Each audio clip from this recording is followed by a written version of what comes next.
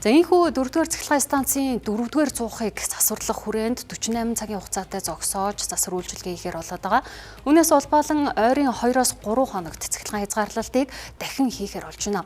За тэгвэл эрчим хүчний салбарыг удирддаг Чойжиж сүрэн сайдын хувьд өөрийг нь огцруулах асуудлыг улс төржилт хэмээн тайлбарлалаа.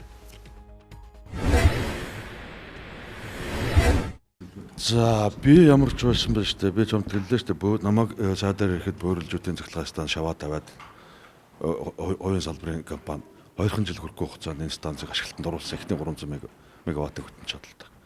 Баян сум дээр 660 мегаваттын цахилгаан станц барилга өсөлтөд ажил явж байна. 2027 оны наадам гэх техний блок 2 дугаар агастаа 2 дугаар блокын ашиглалтанд орчих байх. Энэ үеэс эхлээд чадлын дутагдaltaгүй болно гэсэн. Дөрөвдөр 100 засварлах төсөв тавьсан чинь хасагцсан гэдэг зүйлийг шийдвэрчсэн юм уу яагаад? За яг улсын төсөв бодлох үед бол манай эрчим хүчний салбараас тодорхой хэмжээний хөрөнгөд хасагдсан. Улсын хурал энэ төсөв бодлого онцгой бүр ирэхээр хэрэгжүүлсэн. Би одоо улсын хурлын эрх данал алдаад юм тийм зөв яриад баамаргүй. Тэц дөрөвдөр шин зуугтай болохын тулд 2018 оноос хойш тэзүүгээ боловсруулсан 20 он сүүлд шинжилсэн гэж хэлсэн. Та сайдын ажлаа авснаас хойш энэ дээр ерөнхийдөө анхаа. Тийм ээ одоо намайг огцруулаач гэдэг дорчон сайдууд өөрийг огцруулаач гэж шижирх шүү. Тэм шаардлага хүргүүлж байгаа юм л. Би бас өөрөө зөнхийн гишүүн байсан хүн. Мэдээж энэ чадлын нутагталд орцсон.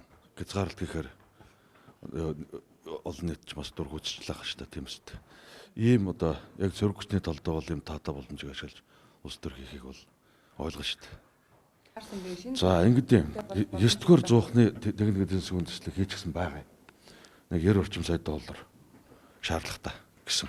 Би энэ улсын төсөвд энэ 2 өнгөрсөн жилүүдэд төсөв суулгах гэдэг үнэхээр төсвийн орон зай багтахгүй дийлэхгүй байгаа штэ. Ер нь бол зүгээр бишээ болгоод хэлээ л да. Одоо 660 мегаваттын хөтөн чадлаа нэг станцыг ороход 1.1 тэрбум доллар их өсөр шаардлагатай байна. Монголд өргөн жилжүүлэх юм бол 4 орчим их найд гэсэн үг. А манай төсвийн улсын нэгдсэн төсвийн нийт хөрөнгө оруулалтын хэмжээ 3 их найд байгаа шүү дээ.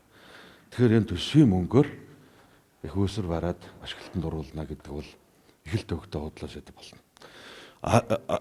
Гадаад дотоодын хөрөнгө оруулагч нарыг л одоо ингээл нэлээд хайж гүйцэлж яваад лоббидж аргадж энэ хэдэн төслүүдийг явуулж байгаа шүү дээ. Тэгээ үнэгээ би бас нэг айхтар сайн юм хийчихлээгээд магтах гэж яасангүй. Миний оронд хинч байсан эрчим хүчний сайд энэ ажлыг хөөцөлдөж хийх ёстой байсан болов уу гэж бодож байгаа.